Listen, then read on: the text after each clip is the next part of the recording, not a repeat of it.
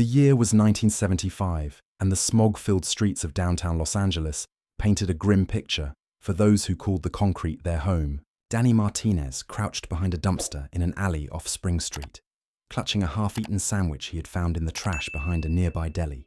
At 17 years old, he had been surviving on the streets for nearly 3 months, ever since his foster family had given up on him and turned him out. The teenager's clothes hung loose on his thin frame, a testament to the irregular meals and constant stress of street life. His dark hair was matted and unwashed, and his once bright eyes had dulled with the harsh reality of urban survival. Every night brought new dangers, from territorial gang members to predatory adults who saw vulnerable youth as easy targets.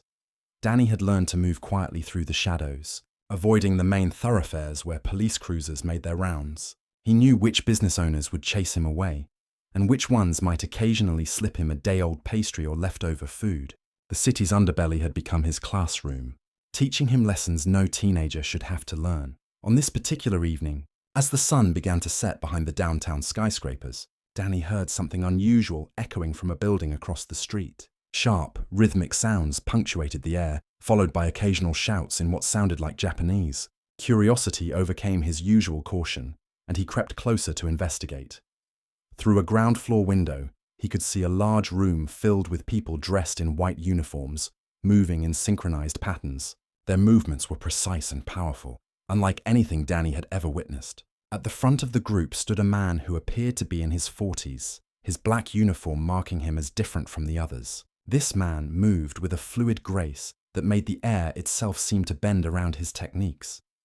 The instructor called out commands in both Japanese and English, his voice carrying authority, but also warmth.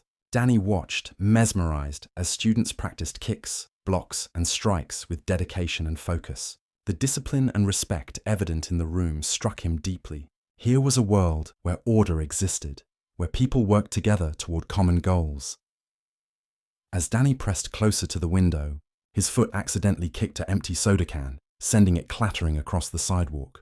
The noise caused several students to look toward the window, and the instructor's eyes immediately found Danny's face peering through the glass. For a moment, their gazes locked, and Danny felt exposed and vulnerable. Instead of anger or annoyance, however, the instructor's expression showed something Danny had rarely encountered on the streets: genuine concern. The man gestured for his students to continue their practice and walked toward the window. Danny's instinct was to run, but something about the instructor's calm demeanor kept him frozen in place. The instructor opened the front door of the dojo and stepped outside. He was tall and well-built, with graying hair at his temples and kind eyes that seemed to see everything. His black belt was worn and faded, indicating years of dedicated training. Despite his obvious physical capabilities, there was nothing threatening about his approach. "You've been watching for a while," the instructor said, his voice gentle but direct. "Are you interested in karate?" Danny's throat felt dry as he tried to respond. He had grown accustomed to being invisible on the streets, and being directly addressed by someone who seemed genuinely interested in his answer was disorienting. I was just curious," he managed to say, his voice barely above a whisper. The instructor studied Danny's appearance, taking in the worn clothes, the thin frame, and the wariness in the young man's eyes. "My name is Robert Tanaka," he said, extending his hand. "I own this dojo. What's your name?" "Danny," came the hesitant reply. He looked at the extended hand for a moment before cautiously shaking it, surprised by the firm but gentle grip. "When did you last eat a proper meal, Danny?" Robert asked, his question direct but not accusatory. The simple inquiry hit Danny harder than any physical blow he had received on the streets. The kindness in Robert's voice threatened to crack the emotional armor he had built around himself. "I eat," Danny said defensively, though his hollow cheeks told a different story. Robert nodded thoughtfully. "The dojo has a small kitchen in the back. I usually make tea after evening practice. You're welcome to join me if you'd like." Danny's first instinct was to decline and disappear back into the safety of the shadows. Trust was a luxury he could not afford on the streets. But something about Robert's presence felt different from the other adults who had disappointed him throughout his life. There was no hidden agenda in his invitation, no sense that he wanted something in return. "I don't have any money," Danny said, testing the waters. "I didn't ask for any," Robert replied simply. "Sometimes we all need a moment of warmth and a hot meal. No strings attached." As the last students filed out of the dojo, bowing respectfully to their instructor before leaving, Danny found himself following Robert inside. The interior was clean and organized, with mirrors along one wall and various training equipment neatly arranged. The wooden floors were polished to a shine, and the air carried the faint scent of cleaning products mixed with the honest sweat of hard training. Robert led Danny to a small kitchen area in the back of the building, where he began preparing tea and heating up leftover rice and vegetables. The simple domestic actions seemed almost foreign to Danny, who had forgotten what it felt like to be in a space that felt like home. "Have you ever studied martial arts?" Robert asked as he worked, his tone conversational rather than interrogating. Danny shook his head. "Never had the chance."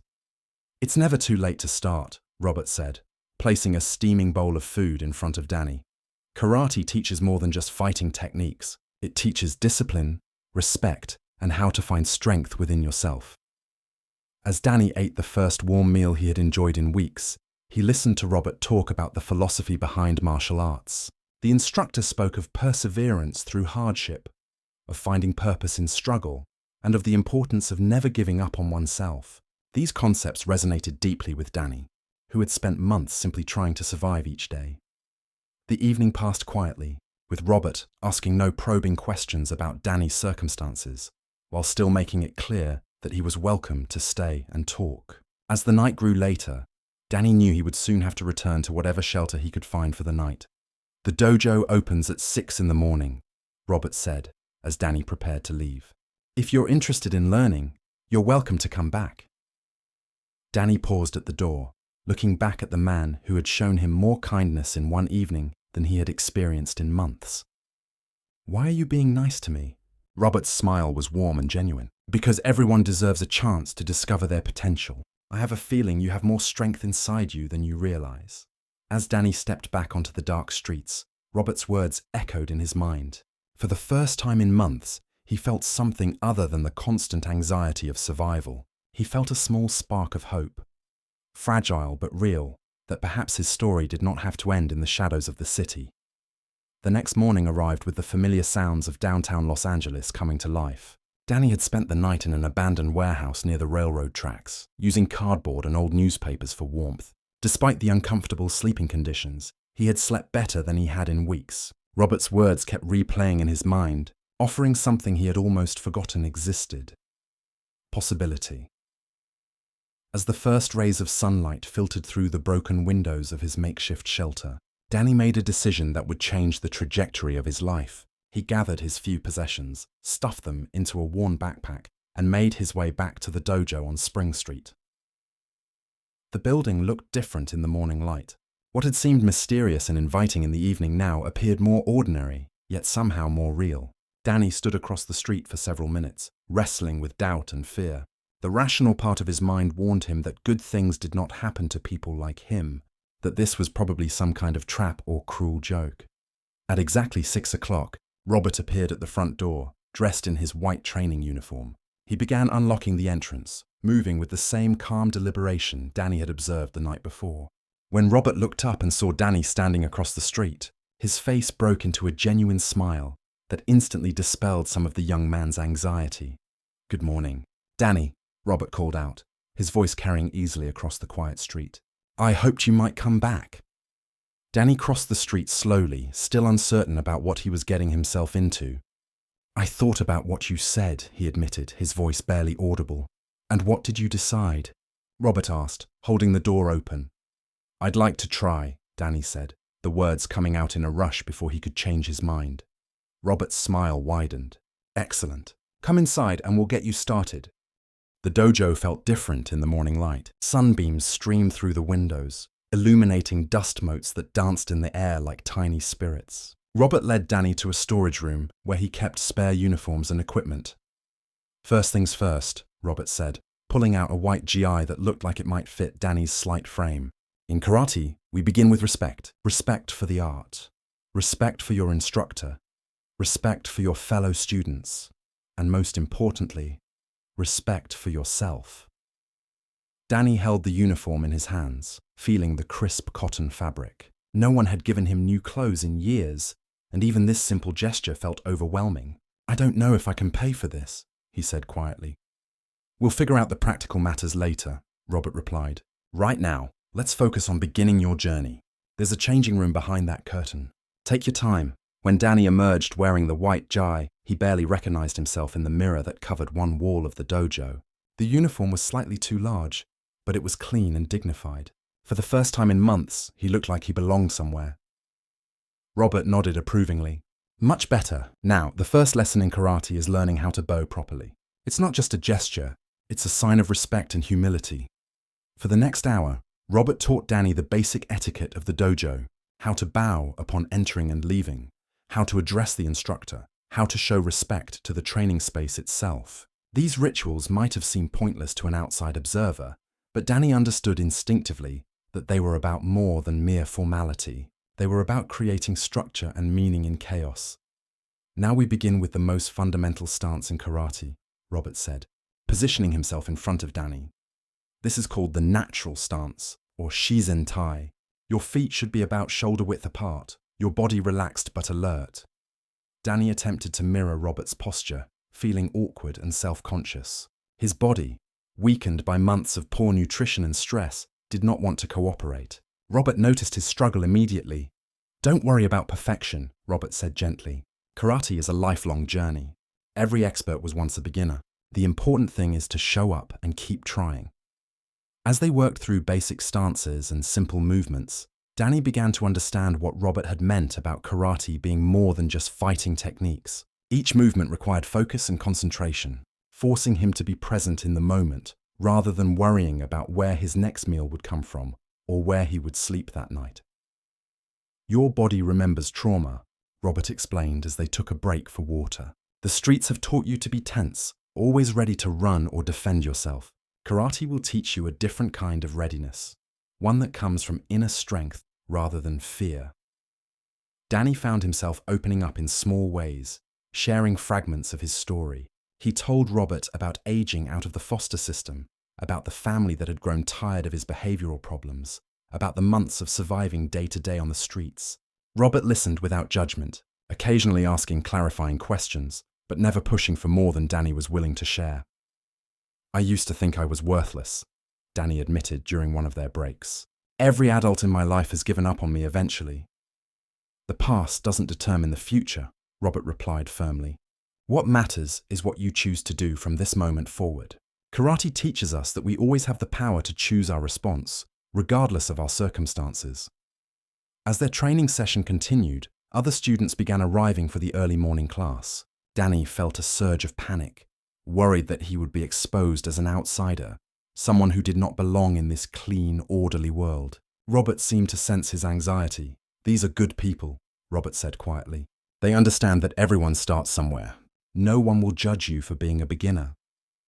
The other students were indeed welcoming, offering friendly nods and words of encouragement. There was Sarah, a nurse who trained before her shifts at the hospital. There was Miguel, a construction worker whose calloused hands spoke of hard physical labor.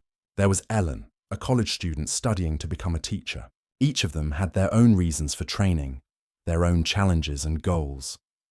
As Danny participated in the group class, he began to understand that the dojo was a refuge for many people, not just him. Everyone who walked through those doors was seeking something: discipline, fitness, confidence, community, or simply a place where they could work toward becoming a better version of themselves. The class ended with a group meditation, sitting quietly in Caesar position while Robert spoke about the principles of karate. Karate begins and ends with respect, he said, his voice calm and measured. We train not to become aggressive, but to develop the strength to protect what is precious. We learn to fight so that we may live in peace.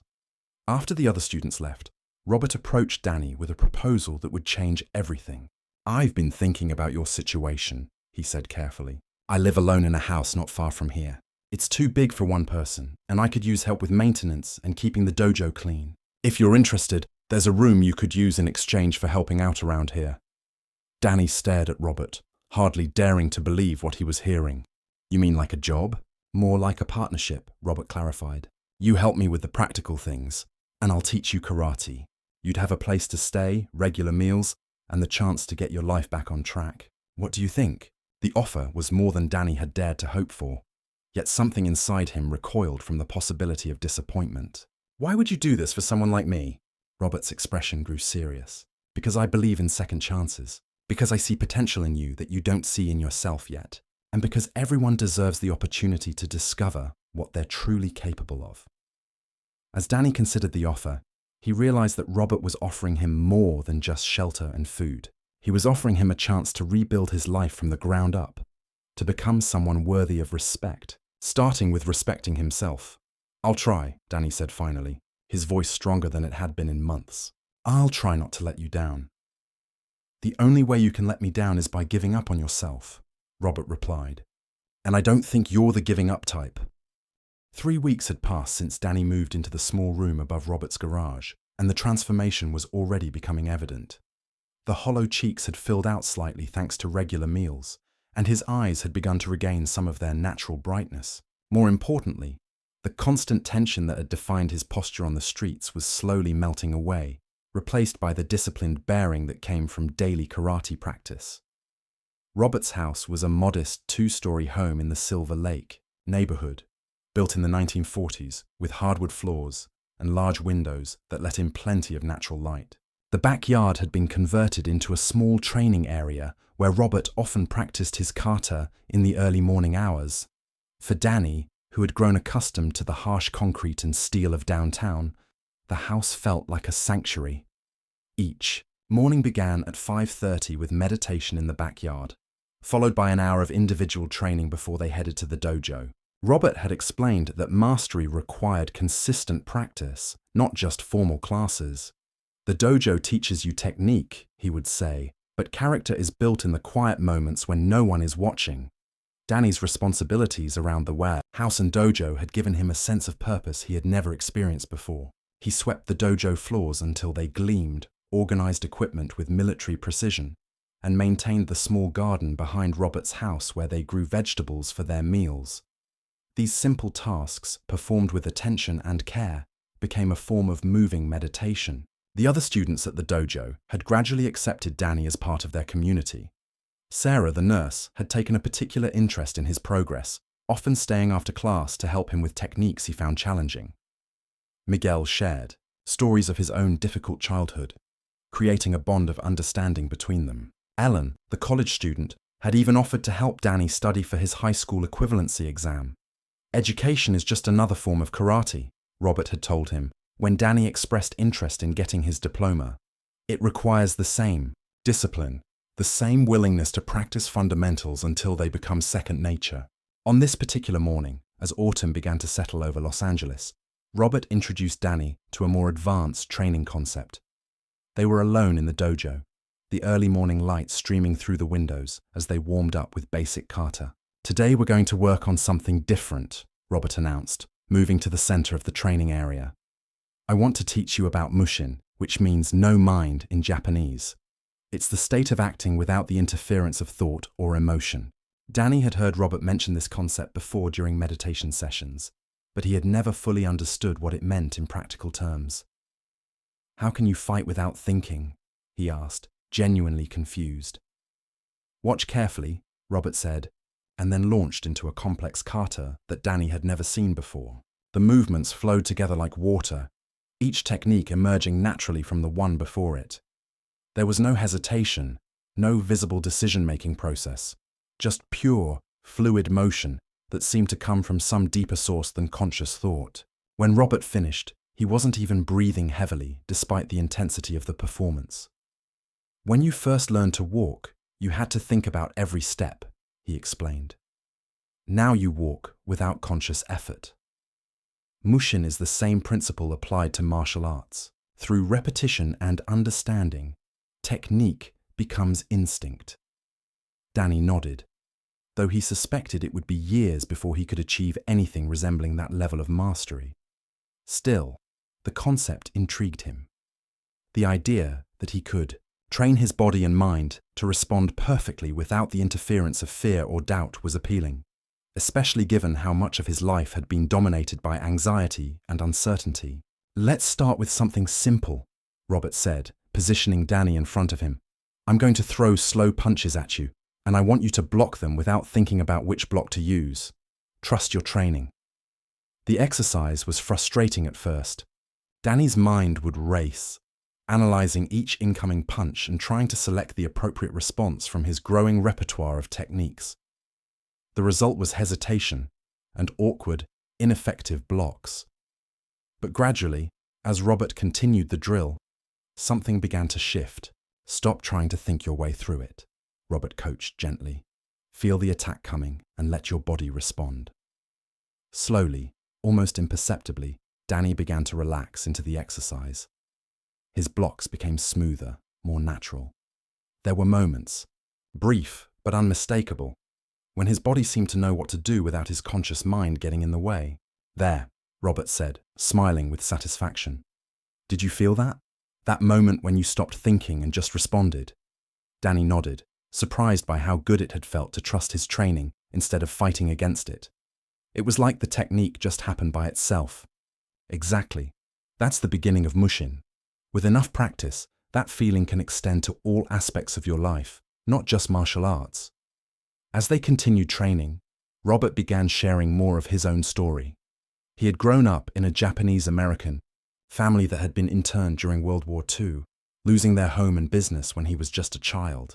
After the war, his family had struggled to rebuild their lives in a society that viewed them with suspicion and hostility. Karate saved me, Robert explained during a break in their training. Not from physical threats, but from the anger and bitterness that could have consumed me. It taught me that I could choose my response to any situation, no matter how unfair or painful. Danny listened intently, beginning to understand that Robert's offer to help him had not come from pity, but from a deep understanding of what it meant to rebuild a life from nothing. "Is that why you opened the dojo?" he asked. "Partly," Robert replied. "I wanted to create a place where people could discover their own strength, regardless of their background or circumstances.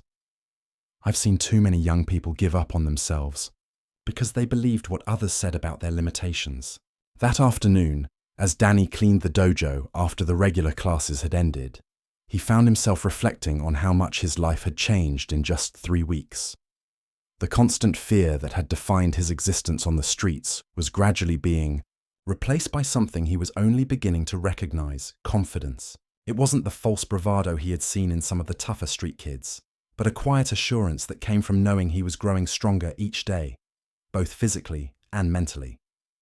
The regular meals, consistent sleep, and daily training were transforming his body, but more importantly, the discipline and structure were reshaping his sense of what was possible for his future. That evening, as he and Robert sat on the back porch sharing dinner, Danny brought up something that had been on his mind for days. "Robert, why did you really take me in?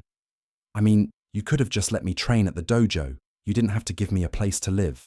Robert was quiet for a long moment, watching the sunset paint the sky in shades of orange and pink. "When I was about your age, someone took a chance on me," he said finally. "An old sensei who saw past my anger and circumstances to whatever potential I might have had. He taught me that we all have an obligation to pass along the kindness we've received." Danny felt a tightness in his throat that had nothing to do with the food he was eating. "What if I disappoint you? What if I'm not worth the investment?" "Danny," Robert said, turning to look at him directly, "worth isn't something you have to earn. It's something you already possess. My job is simply to help you see it." As the stars began to appear in the darkening sky, Danny made a silent promise to himself that he would prove worthy of the faith Robert had placed in him. Not because he had to earn his place, but because he was finally beginning to believe that he deserved the chance to succeed. The foundation was being built brick by brick, technique by technique, day by day. And for the first time in his life, Danny could envision a future that extended beyond mere survival. 2 months into his new life, Danny faced his first real test of the principles Robert had been teaching him. It came not in the controlled environment of the dojo, but on the streets where his old life still lurked in the shadows. Danny had been walking back from the local library, where he had been studying for his high school equivalency exam, when he spotted a familiar figure leaning against a graffiti-covered wall near the bus stop. Marcus Rivera had been one of the more dangerous kids Danny had encountered during his time on the streets. A 17-year-old who had survived by intimidation and petty crime. Marcus had tried several times to recruit Danny into his small crew, becoming increasingly hostile when Danny had refused to participate in their activities.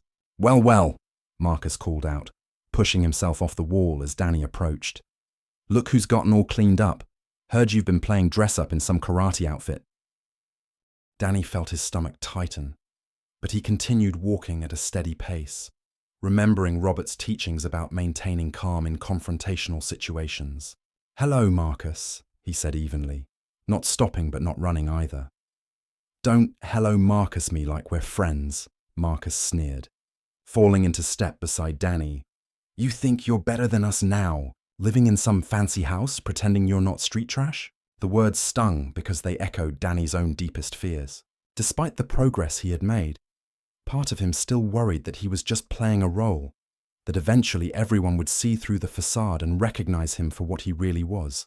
But Robert's voice echoed in his mind. "Your past does not define your future. You are not what happened to you. You are what you choose to become." "I'm not pretending anything," Danny replied calmly. "I'm just trying to build a better life." Marcus laughed harshly. "Better life? You're kidding yourself, man. People like us don't get better lives. We take what we can get and we survive. Your karate teacher is just using you. And when he gets tired of his charity project, you'll be right back where you started." They had reached a small park where several of Marcus's friends were lounging on benches, drinking beer from paper bags despite the early afternoon hour. Danny recognized them all. Tommy, who had been arrested twice for shoplifting. Carlos, whose aggressive panhandling had earned him a reputation among local business owners. And Jake, whose volatile temper had made him someone to avoid even among the street community. "Look what Marcus found," Tommy called out with a mocking grin. "Our old friend Danny, all dressed up like a regular citizen." Danny found himself surrounded, but strangely, he didn't feel the familiar surge of panic that would have overwhelmed him months earlier. Instead, he felt centered, aware of his surroundings but not controlled by fear. The daily meditation and training had given him tools he was only now beginning to truly understand. "We heard you've been living in some teacher's house," Carlos said, moving closer with an ugly expression. "That's convenient. You can tell us when nobody's home. Help us check out what kind of valuable stuff he's got lying around." The suggestion hit Danny like a physical blow. The idea of betraying Robert's trust, of repaying his kindness with theft, was so fundamentally wrong that it made him feel sick. "I would never do that," he said quietly but firmly. "Never's a strong word," Jake said, cracking his knuckles in a way that was clearly meant to be threatening. "Maybe you need some time to think about it. Maybe some encouragement to remember where your loyalties should be." Jake moved forward aggressively, but Danny's response surprised everyone, including himself. Instead of backing away or preparing to fight, he simply stood his ground, his posture relaxed but alert, his breathing steady and controlled. Months of training had taught him to read body language and intent, and he could see that Jake was all bluster, trying to intimidate him into compliance. "I'm not going to fight you, Jake," Danny said calmly, "and I'm not going to help you steal from someone who's been kind to me. If that makes me a traitor in your eyes, I can live with that." The calm certainty in Danny's voice seemed to deflate some of Jake's aggressive energy. Violence thrived on fear and anger, but Danny was offering neither. Marcus, however, was not ready to let the confrontation end. "You think you're tough now because you learned some karate moves?" Marcus challenged. "You think that makes you better than us?" "I think it makes me different than I was," Danny replied honestly. "And I think I like who I'm becoming better than who I used to be." The simplicity and honesty of the statement seemed to catch Marcus off guard. For a moment, his hostile facade slipped, revealing something that looked almost like hurt. "So we're not good enough for you anymore?" Danny studied Marcus's face, remembering conversations they had shared during cold nights when they had both been struggling to survive. Despite his aggressive exterior, Marcus was just another damaged kid trying to make sense of a world that had shown him little kindness. "It's not about being good enough," Danny said carefully. "It's about choosing a different path. You could make the same choice if you wanted to." "Right," Marcus laughed bitterly. "Like your fancy teacher would take in someone like me." "He might," Danny said, and was surprised to realize he meant it. "Robert believes everyone deserves a chance to change their life. The conversation was interrupted by the arrival of a police patrol car, its presence immediately changing the dynamic of the situation. The officers inside were clearly familiar with Marcus and his friends, and their interest was not friendly. Marcus shot Danny a look that was equal parts anger and something that might have been envy. "This isn't over," Marcus muttered, as the group began to disperse before the officers could decide to stop and question them. Danny continued his walk home, his mind racing with thoughts about the encounter. He had faced his first real test since beginning his new life, and while he felt he had handled it appropriately, he was troubled by the realization that his past would not simply disappear because he had chosen to change. When he arrived at Robert's house, he found his mentor working in the garden, tending to the vegetables they would use for dinner. Robert looked up as Danny approached, and something in the young man's expression must have alerted him that something significant had occurred. "Rough afternoon?" Robert asked without looking up from the tomato plants he was pruning. Danny sat down on the steps leading to the back porch, still processing what had happened. "I ran into some people from my old life," he said eventually. "They wanted me to help them rob your house." Robert's hands stilled for a moment, but he didn't look up or seem particularly alarmed. "And what did you tell them?" "That I would never do that," Danny replied immediately. "But it made me realize that just because I've changed doesn't mean everyone else has. They're still out there, still struggling, still making the same choices I used to make." "And how does that make you feel?"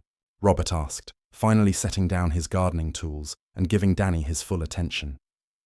Danny considered the question carefully, sad mostly, and grateful, but also responsible somehow.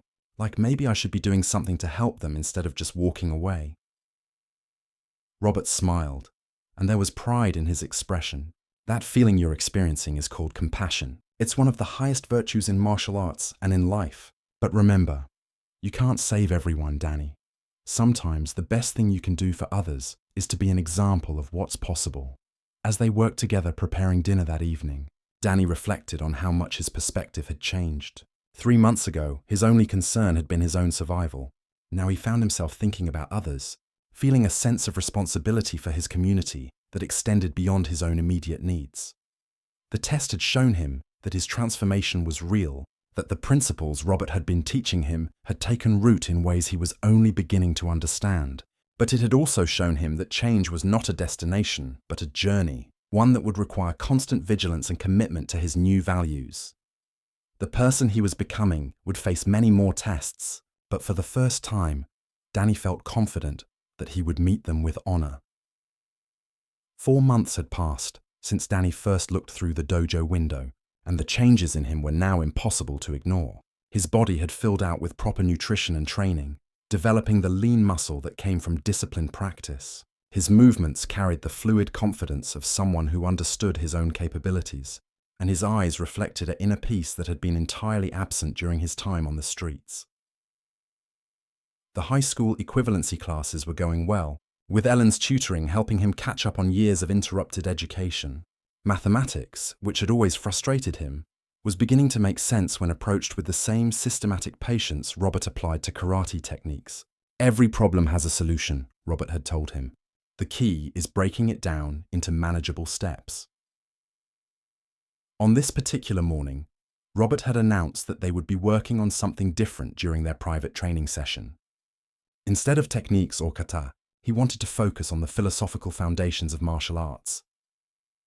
"Karate is built on 3 pillars," Robert explained as they sat in Caesar position facing each other in the quiet dojo. "Kihon, kata, and kumite, basic techniques, forms, and sparring. But these are just the external structure. The true art lies in understanding the principles that unite them." Danny had heard these terms before, but he had never considered how they related to life outside the dojo. "What do you mean by principles?" he asked. "The first principle is ma'ai, which means proper distance," Robert began. "In sparring, it refers to the space between you and your opponent, close enough to be effective but far enough to be safe. In life, it means understanding boundaries, knowing when to engage and when to step back." As if to illustrate the point, Robert stood and had Danny practice moving in and out of various distances, feeling how each position changed the dynamic between them. Too close and Danny felt overwhelmed. Too far and he felt disconnected. But there was a middle distance where he felt both safe and engaged. "I think I understand," Danny said during a break. It's like with Marcus and his friends. Getting too close to their problems would have pulled me back into that life. But completely ignoring them felt wrong too. Exactly, Robert nodded approvingly. Ma'ai applies to relationships, work, everything. You must find the distance that allows you to be helpful without being harmful to yourself. The second principle Robert introduced was zanshin, which he translated as lingering mind or continuing awareness. Even after a technique is completed, your mind must remain alert and ready, he explained. The fight is not over until it is truly over. They practiced this concept through various drills, with Robert teaching Danny to maintain focus and readiness even after successfully completing a defensive technique. In life, this means not becoming complacent when things are going well, Robert explained. Success requires constant attention and effort. Danny found this lesson particularly relevant to his current situation. The stability and progress he had achieved felt wonderful, but Robert was reminding him that maintaining this new life would require ongoing commitment and vigilance. The third principle, Mushin, they had touched on before, but Robert now explained it in greater depth. No mind does not mean empty mind, he clarified. It means a mind that is not attached to any particular outcome, that can respond freely to whatever situation arises. How can you not care about the outcome? Danny asked, genuinely puzzled. If I don't care whether I pass my equivalency exam, why study for it? Robert smiled at the question. Caring about the outcome and being attached to it are different things. You study diligently because education is valuable, but you don't let fear of failure paralyze you or make you desperate. You do your best and accept whatever result comes, knowing that you gave your full effort.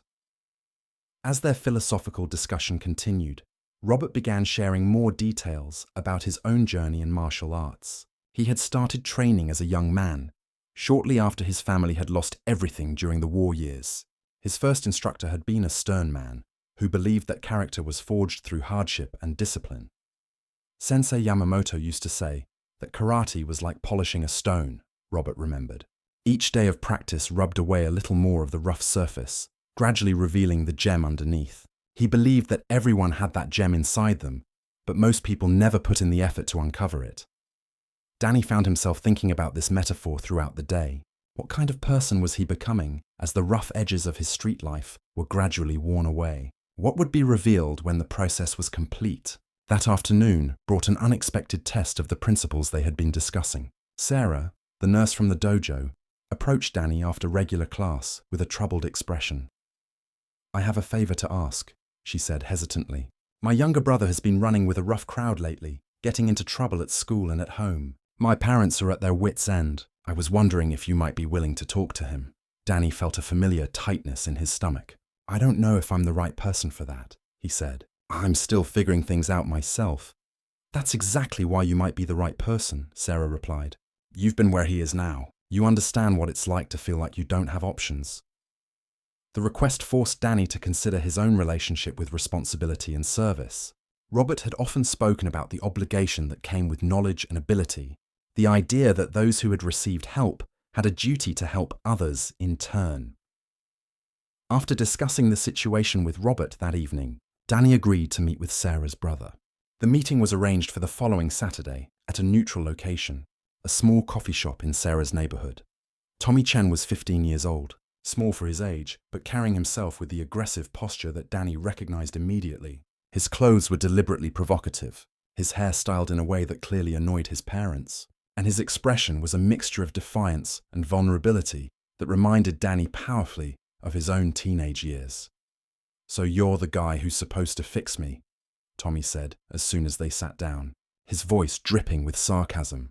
I'm not here to fix anyone, Danny replied calmly, applying the principle of Ma'ai by maintaining emotional distance while still engaging.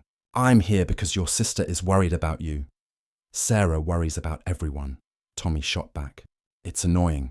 Danny studied the younger boy's face, seeing past the hostile exterior to the fear and confusion underneath. What's really bothering you? He asked directly. The question seemed to catch Tommy off guard. He had clearly prepared for an argument or lecture, not genuine curiosity about his feelings. Everything, he said finally, some of the anger leaving his voice. School is stupid, my parents don't understand anything, and all my friends are idiots. Sounds familiar, Danny said with a slight smile. I felt the same way when I was your age. For the next 2 hours, they talked about choices and consequences, about the difference between being tough and being strong, about the possibility of creating a different future than the one that seemed predetermined by circumstances. Danny found himself drawing on everything Robert had taught him, not just about martial arts, but about life itself. When they parted, Tommy seemed thoughtful rather than hostile. "Would you maybe want to grab coffee again next week?" he asked with studied casualness. "I'd like that," Danny replied, realizing that he meant it. That evening, as he reflected on the day's events, Danny understood that his transformation was entering a new phase. He was no longer just the recipient of Robert's guidance and generosity. He was beginning to become someone who could offer guidance to others. The realization was both humbling and empowering. Robert had been right about the obligation that came with growth and knowledge. But more than that, Danny was discovering that helping others was not a burden, but a privilege, a way of honoring the kindness that had been shown to him. The student was slowly becoming a teacher, and the cycle of compassion was continuing. 6 months into his transformation, Danny faced a challenge that would test everything he had learned. Robert had entered him in a regional karate tournament, an event that would pit him against experienced competitors from dojos across Southern California. "I don't think I'm ready for this," Danny confessed as they drove to the tournament venue, a large gymnasium at UCLA that had been converted for the competition. His stomach churned with nervousness as he watched other competitors warming up in the parking lot, their movements displaying years of dedicated training. "Readiness is not about perfection," Robert replied calmly, finding a parking space near the entrance. "It's about being willing to test yourself against new challenges. You've been training diligently for 6 months. Your technique is solid, and more importantly, your spirit is strong." The tournament was divided into different divisions based on rank and experience. As a white belt competitor, Danny would be facing others who were relatively new to karate, but many of them had been training at established dojos for years. His unconventional background and accelerated learning curve under Robert's intensive instruction had prepared him technically, but nothing could have prepared him for the atmosphere inside the gymnasium. The space buzzed with energy as competitors from dozens of dojos prepared for their matches. The sound of sharp ki echoes mixed with the voices of coaches giving last-minute instructions to their students. Banners from various karate schools hung from the walls, representing traditions and lineages that stretched back generations. Danny felt overwhelmed by the formality and tradition on display. These competitors had grown up in the structured world of martial arts, progressing through ranks in orderly fashion, supported by established schools and proud families. He was an outsider, a street kid who had stumbled into this world by accident. "Remember what we've practiced," Robert said quietly as they found their assigned seating area. "Tournament karate is different from self-defense or street fighting. Here, you're demonstrating technique, control, and spirit. It's not about winning or losing. It's about showing respect for the art and for yourself." Sarah had come to watch, bringing along her brother Tommy, whose attitude had improved significantly since his conversations with Danny began. Miguel was there too, having closed his construction site early to support his training partner. Their presence helped Danny feel less alone in the unfamiliar environment. Danny's first match was in the kata division, where competitors performed choreographed forms that demonstrated various techniques and principles. He had chosen to perform Heian Shodan, one of the fundamental kata that Robert had taught him. It was not the most complex form, but Robert had insisted that mastery of basics was more impressive than attempting advanced techniques poorly. As Danny waited for his turn, he watched other competitors perform their kata. Some chose flashy, advanced forms with jumping kicks and complex combinations that drew appreciative murmurs from the crowd. Others, like Danny, stuck to fundamental kata, but performed them with precision and power that spoke of deep understanding. When his name was called, Danny walked to the center of the competition area and bowed to the judges. The gymnasium seemed to fall silent around him as he prepared to begin. For a moment, panic threatened to overwhelm him as he felt the weight of hundreds of eyes watching his every movement. Then Robert's voice cut through his anxiety from the sidelines. "Mushin, Danny, no mind. Trust your training." Danny took a deep breath, centered himself, and began the kata. The first few movements felt mechanical and tense, but gradually he found his rhythm. The techniques began to flow naturally, each movement growing from the one before it. He felt the principles Robert had taught him coming alive in his body: proper distance, continuing awareness, and the calm mind that responds without attachment to outcome. When he completed the form and bowed to the judges, Danny felt a sense of accomplishment regardless of how he would be scored. He had performed to the best of his current ability, and that was all anyone could ask of themselves. The scoring was close, but Danny placed third in his division, earning his first tournament medal. More importantly, he had proven to himself that he belonged in this world he had entered so accidentally 6 months earlier. The kumite, or sparring division, presented a different kind of challenge. Here, Danny would face opponents in controlled combat, demonstrating his ability to apply techniques under pressure while maintaining the control and respect that distinguish tournament karate from street fighting. His first opponent was a young man about his own age from a traditional Shotokan dojo in Orange County. The competitor had the polished technique that came from years of systematic training, but Danny noticed something in his opponent's eyes that he recognized from his own past: fear masked by aggression. The match began with both competitors circling each other cautiously, looking for openings. Danny's opponent launched several quick attacks, all technically correct but somewhat predictable. Danny found himself responding with the intuitive timing that months of training with Robert had developed, blocking and countering with a natural flow that surprised both himself and the watching crowd. The match was scored on clean techniques that demonstrated control and precision. Danny managed to score with a well-timed reverse punch and a perfectly executed front kick, while his opponent scored with a quick back fist that slipped through Danny's guard. The final point came when Danny used superior positioning and timing to counter his opponent's attack with a clean technique to the midsection. As they bowed to each other at the end of the match, Danny's opponent smiled genuinely. "Great match," he said. "You fight like you've been training for years." "I've had a great teacher," Danny replied, glancing toward Robert, who was watching with quiet pride. Danny's second match was more challenging, against a competitor who had been training for 3 years and clearly possessed superior technical knowledge. But Danny's unconventional background gave him advantages that traditional training sometimes couldn't provide. His time on the streets had taught him to read body language and intent in ways that went beyond formal technique. More importantly, his months of philosophical training with Robert had given him a mental approach that served him well under pressure. He wasn't fighting to prove anything or to validate his worth. He was simply responding to each moment as it arose, applying his training without attachment to winning or losing. The match was close and went to overtime, but Danny ultimately lost by a single point. However, as he bowed to his opponent and walked off the competition floor, he felt no disappointment. He had tested himself against skilled competitors and proven that his transformation was real and substantial. The tournament ended with an awards ceremony where Danny received his third-place medal in kata. As he stood on the podium, listening to polite applause from the crowd, he thought about the journey that had brought him to this moment. 6 months ago, he had been sleeping in abandoned buildings and scrounging for food. Now he was receiving recognition for his dedication to an ancient martial art. But more than the medal or the recognition, Danny treasured the look of pride in Robert's eyes and the knowledge that he had honored the training he had received. The tournament had been a test, but not the kind of test he had initially imagined. It had tested his character, his commitment, and his ability to represent the principles Robert had taught him. On the drive home, Robert was quiet for a long time before finally speaking.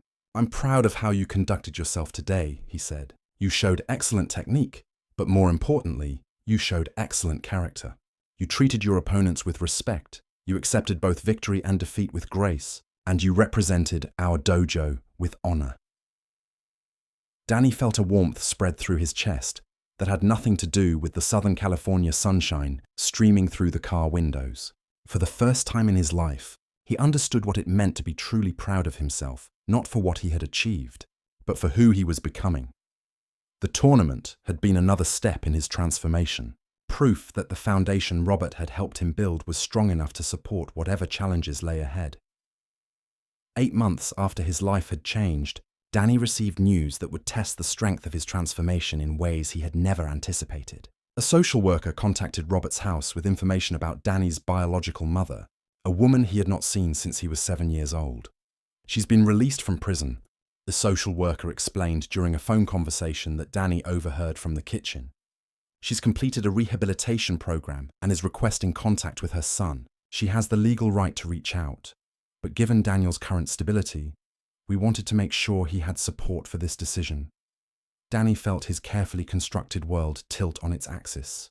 Linda Martinez had been a shadow figure in his childhood, present but unreliable, loving but incapable of providing the stability a child needed. Her addiction had led to neglect, dangerous situations, and ultimately to Danny's removal from her care.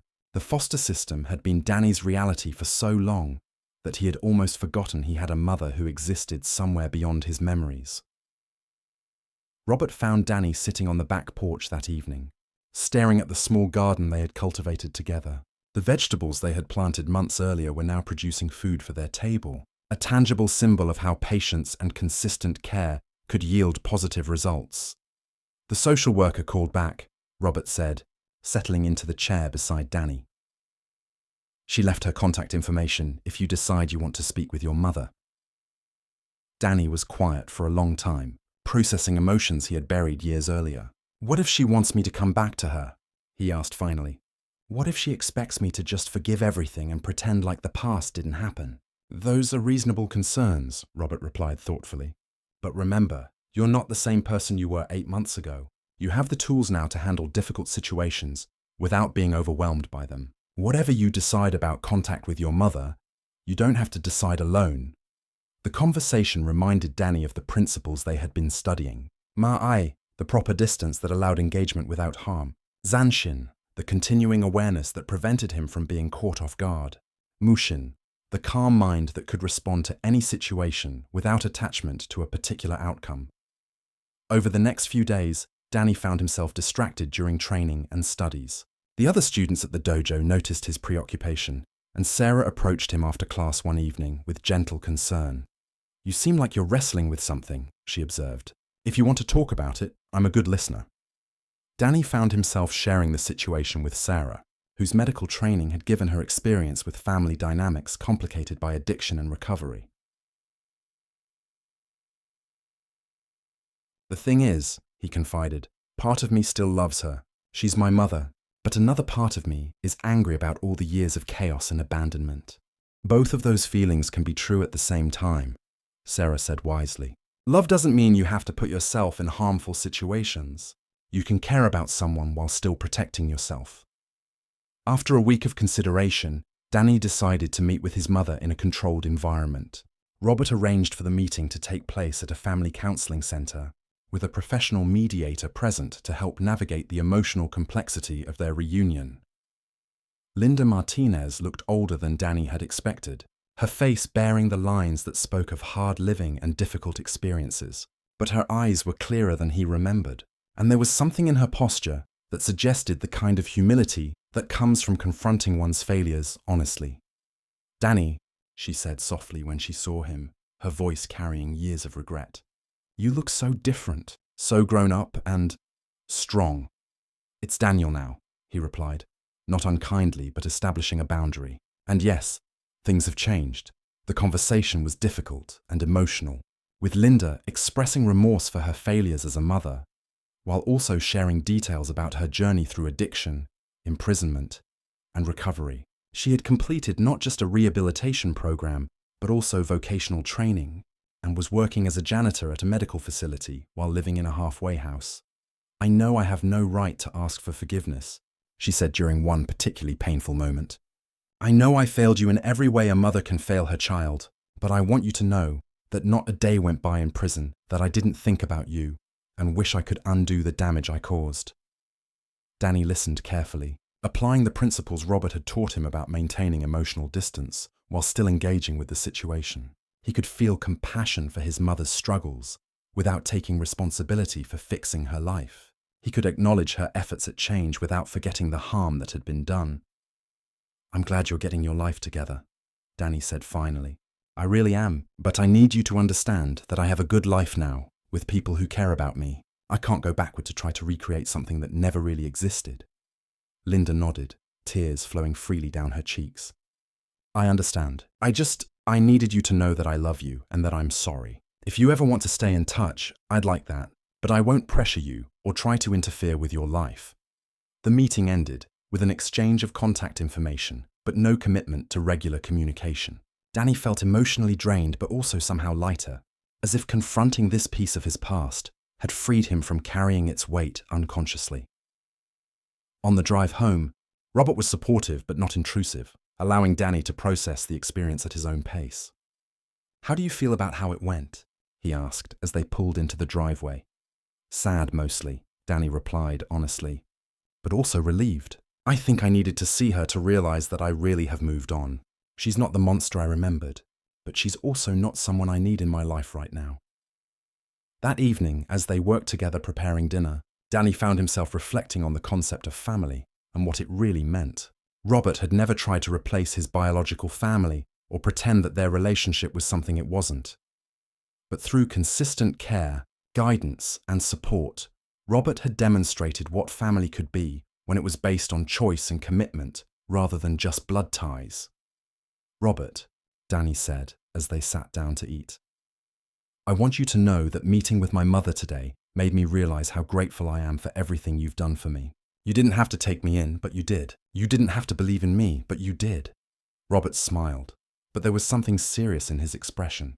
"Danny, what I did for you, someone else did for me many years ago. And someday, when you're ready, you'll do the same thing for someone else who needs a chance." That's how the circle continues.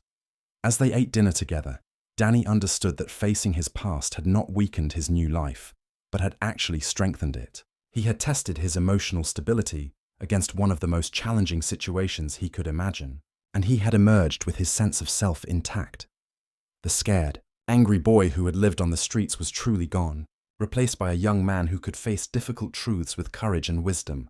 The transformation was not just external, but had reached into the deepest parts of his identity. The past would always be part of his story, but it no longer had the power to define his future. 1 year after Danny first peered through the dojo window, Robert presented him with an opportunity that would mark a new chapter in his development. The dojo had grown in popularity, and Robert needed help with the beginner classes that were becoming too large for one instructor to handle effectively. "I want you to consider becoming an assistant instructor," Robert said one morning as they finished their private training session. "You have the technical skills, but more importantly, you have the heart of a teacher. I've watched you work with Tommy and some of the newer students. You have a gift for connecting with people who are struggling." Danny felt a mixture of excitement and doubt at the suggestion. "I'm still learning myself," he protested. "I've only been training for a year. Shouldn't an instructor have more experience?" "Experience comes in many forms," Robert replied thoughtfully. "You have life experience that many traditional martial artists lack. You understand what it means to rebuild yourself from nothing.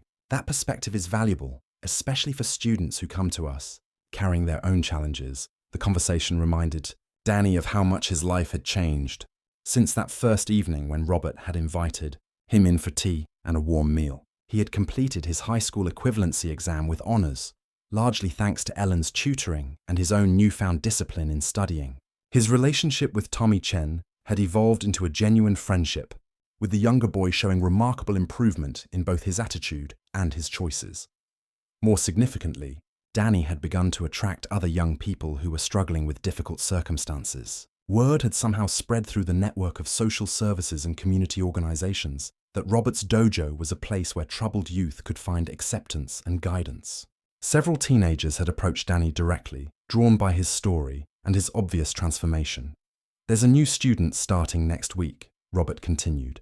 "Her name is Maria Santos, and she's 15 years old. She's been in and out of juvenile detention for shoplifting and truancy. Her caseworker thinks martial arts training might help her develop better self-control and decision-making skills." Danny nodded, remembering his own struggles with anger and impulsive behavior during his early months on the streets. "What would you want me to do with her?" "Work with her one-on-one initially. Help her learn the basic etiquette and simple techniques. But more than that, I want you to share your story with her. Sometimes people need to see that change is possible before they can believe in their own potential for transformation." The idea of taking formal responsibility for another person's martial arts education was both thrilling and terrifying. Danny had often helped newer students with techniques during regular classes, but this would be different. This would be an official recognition of his growth and capabilities. That evening, Danny found himself reviewing all the lessons Robert had taught him, not just the physical techniques but the philosophical foundations that made karate more than just a collection of fighting methods. He thought about the concept of paying forward the kindness he had received, and realized that becoming an instructor was a natural extension of his own development. Maria Santos arrived at the dojo the following Tuesday afternoon, accompanied by a tired-looking caseworker who clearly had low expectations for the outcome of this latest intervention. Maria herself was small and wiry, with short-cropped hair and the defensive posture that Danny recognized immediately from his own past. "This is stupid," Maria announced before anyone could introduce themselves. "I don't want to learn karate. I just want to get my community service hours done so everyone will leave me alone." Danny found himself smiling at her directness. "I felt the same way when I first came here," he said, ignoring her surprised expression. "I wasn't looking for karate. I was just hungry and curious about what was happening inside this building." Something in his calm response seemed to catch Maria off guard. She had clearly prepared for arguments and lectures, not understanding and acceptance. "You were homeless?" she asked, her hostility diminishing slightly. "For about 3 months," Danny replied honestly. "Before that, I was bouncing between foster homes and group facilities. I know what it's like to feel like nobody cares whether you succeed or fail." "You're right that I'm not Robert," Danny said calmly, addressing not just Kevin but the entire class. "I don't have his decades of experience or his advanced rank, but I do have something else to offer. I know what it's like to feel angry and lost. I know what it's like to think that your circumstances define your potential. And I know that those feelings can be transformed through discipline and dedication." He paused, making eye contact with each student. "I'm not asking you to respect me because of my rank or my credentials. I'm asking you to respect the process of growth that we're all part of. If you're not interested in that process, you're free to find training elsewhere." Kevin's disruption had actually provided Danny with an opportunity to establish his own teaching style, one that was more personal and vulnerable than traditional martial arts instruction, but perhaps more powerful because of its authenticity. Over the following months, as Robert slowly recovered, Danny discovered that running the dojo had accelerated his own development in unexpected ways. The responsibility of caring for other people's martial arts education forced him to deepen his understanding of the principles he was teaching. Maria Santos, who had become one of his most dedicated students, summed up the transformation she had witnessed. "When I first started training, I thought you were just trying to fix me like everyone else," she told Danny, after earning her first belt promotion. "But I realized you weren't trying to fix me at all. You were just showing me that I could fix myself." By the time Robert was cleared to return to limited teaching, the dojo had not only survived, but had actually grown. Word had spread through the community about the young instructor who brought a unique perspective to martial arts training, someone who understood struggle from personal experience and could guide others through their own transformations. When Robert observed Danny teaching for the first time since his return, he saw something that filled him with profound satisfaction. Danny had not tried to imitate his style or pretend to be someone he wasn't. Instead, he had become exactly the kind of teacher his own journey had prepared him to be: authentic, compassionate, and deeply committed to helping others discover their own potential for change. The student had truly become the teacher, and the legacy of transformation was secure. 2 years had passed since Danny first looked through the window of Robert's dojo, and on this warm spring evening in 1977, he stood before a mirror, adjusting the black belt that Robert had ceremonially tied around his waist just hours earlier. The promotion ceremony had been attended by students past and present, along with several community members whose lives had been touched by the transformation they had witnessed. The belt itself was more than just a symbol of technical proficiency. It represented a complete reconstruction of identity, from a frightened teenager surviving on the streets to a confident young man who had become a pillar of his community. But more than personal achievement, it represented Danny's acceptance of the responsibility that came with mastery, the obligation to serve others. Robert, now fully recovered from his surgery and having resumed his teaching duties, had made the promotion ceremony particularly meaningful by sharing Danny's complete story with the assembled crowd. He spoke of the young man who had arrived with nothing but hunger and curiosity, and how dedication and proper guidance had revealed the leader who had been hidden beneath circumstances and fear. "In martial arts, we often speak of the warrior's journey," Robert had said during his speech. But Danny's path has shown us something more profound. He has demonstrated that the greatest victory is not over external opponents, but over the limitations we place on ourselves. He has proven that no one is beyond redemption, and no circumstance is permanent unless we choose to accept it as such. Now, as evening settled over Los Angeles and the celebration wound down, Danny found himself walking through the neighborhood where he had once searched desperately for shelter and safety. The streets looked different now, not because they had changed, but because he had developed the inner strength that transformed how he experienced the world around him. His relationship with his biological mother had stabilized into occasional letters and rare visits, a connection that honored their shared history without requiring him to sacrifice the life he had built. She had maintained her sobriety and was working steadily, taking pride in her son's achievements from a respectful distance that caused no disruption to his stability. Maria Santos had become one of his most promising students, progressing through the ranks with determination that reminded everyone of Danny's own journey. She was now helping with beginner classes herself, preparing to follow in Danny's footsteps as an instructor. Tommy Chen had not only turned his life around, but had convinced two of his friends to begin training at the dojo, expanding the circle of positive influence. The dojo itself had grown into something more than a martial arts school. It had become a community center where young people could find guidance, where adults could develop discipline and confidence, and where anyone seeking positive change could find support and encouragement. Local social workers regularly referred troubled teenagers to the program, knowing they would find not judgment but opportunity. Danny had also begun speaking at schools and community centers, sharing his story with audiences who needed to hear that transformation was possible regardless of circumstances. His presentations were not polished motivational speeches, but honest conversations about the daily choice to become better than your past. As he walked past the alley where he had once slept behind dumpsters, Danny encountered a sight that stopped him in his tracks. A teenage girl, maybe 16 years old, was crouched in the shadows with a backpack that appeared to contain all her possessions. She looked up at him with the same mixture of wariness and desperation he remembered feeling during his own time on the streets. "Are you okay?" Danny asked gently, maintaining enough distance to avoid seeming threatening while making it clear he was available to help. "I'm fine," she replied with the automatic defensiveness that came from months of learning not to trust adult offers of assistance. Danny smiled, recognizing the response. "I used to say the same thing when I was living out here," he said casually. "It was mostly true, except for the times when I was hungry or scared, or just tired of pretending that sleeping on concrete was a choice rather than a necessity." The girl studied his face, trying to determine whether this was some kind of trap or genuine concern. "You were homeless?" "For about 3 months," Danny replied, settling onto a nearby steps without crowding her space. "Right here in this neighborhood, actually. I know which business owners will call the police and which ones might occasionally slip you food. I know which doorways stay dry when it rains and which ones put you at risk." For the next hour, Danny shared pieces of his story with someone who desperately needed to hear it.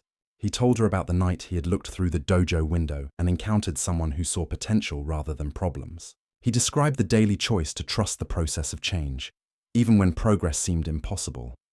"There's a place I'd like to show you," Danny said as their conversation wound down. "It's a martial arts school, but it's really more than that. It's a place where people go to discover what they're capable of becoming." The girl, who had introduced herself as Crystal, was skeptical but willing to listen. Like Danny 2 years earlier, she had reached the point where curiosity might overcome caution. "The instructor there believes everyone deserves a chance to rewrite their story," Danny continued. "He helped me understand that my circumstances didn't have to define my future. Maybe he could help you understand the same thing." As they walked toward the dojo together, Danny reflected on the perfect symmetry of the moment. 2 years ago, Robert had extended compassion to a frightened teenager who needed someone to believe in his potential. Now Danny was in a position to offer the same gift to someone else who needed exactly what he had once needed. The lights were still on in the dojo, where Robert was doing paperwork in the small office behind the training area. When he looked up and saw Danny approaching with the homeless teenager, his face broke into a knowing smile. "Robert," Danny said, "I'd like you to meet Crystal. I think she might be interested in learning about karate." Robert stood and walked toward them with the same calm, welcoming demeanor that had changed Danny's life. "Hello, Crystal," he said warmly. "I'm Robert Tanaka. This is my dojo, and you're welcome here. As Crystal looked around the clean, organized space with its mirrors and training equipment, Danny could see the same mixture of longing and disbelief that he had felt during his own first visit. The cycle was beginning again, with him now serving as the bridge between someone's current circumstances and their potential future. The dojo has a small kitchen in the back, Robert continued, using almost the exact same words he had spoken to Danny 2 years earlier. I usually make tea after evening practice. You're welcome to join us if you'd like. Crystal nodded hesitantly, and Danny felt a profound sense of completion. He had traveled full circle from recipient to provider, from student to teacher, from someone who needed rescuing to someone who could offer rescue to others. The frightened boy who had slept in alleys and searched through garbage for food was gone forever, replaced by a man who understood that strength came not from never falling down, but from always getting back up. More importantly, he had learned that true mastery meant using your strength to help others find their own. As Robert began preparing tea and simple food for their unexpected guest, Danny understood that this was not the end of his story, but a new beginning. Every person he helped would carry the lesson forward, creating an ever-expanding circle of transformation and hope. The millionaire black belt had indeed adopted the homeless teenager, but the adoption had been mutual. Danny had found more than shelter and training. He had discovered his purpose and his place in the world. And now, as he watched Crystal take her first tentative steps into the same journey that had saved his life, Danny knew that the most important chapter of his story was still being written. The circle of compassion continued, as it always had, and always would, one rescued life creating the opportunity to rescue another.